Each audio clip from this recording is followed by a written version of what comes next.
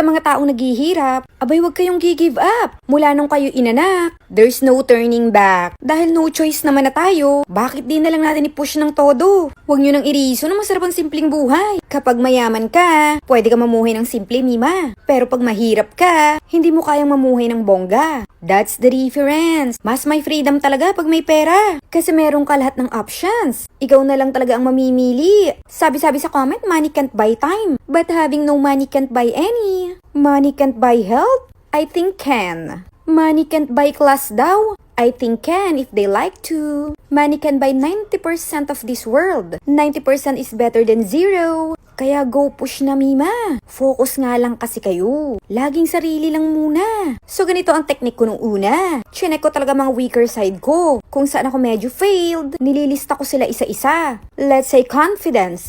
Hair. How to communicate, or nagko-cause ng any of my problem. Nililista ko sila, and then unti-unti kong ini-improve. Nakita nyo ba yung body clock ko? Isa siya sa weaker side ko. And charan! Morning person na ako, Mima. Hindi naman kailangan madaliin. Ang mahalaga may improvement. Ang na-accomplish ko yesterday. Yesterday yon, Mima. Today is another day. Back to zero muna. 24 hours kasi a day. Minimake sure ko ng 8 hours sa pagtulog ko yun, Mima. Mahirap mag-function pag walang sleep. Pati utak ay pumupurul. Katawan ay feeling weak. The rest work na talaga. Hindi mo kailangan makipag-compete sa iba. Pwede ka muna lumayo kung nadidistract ka nila.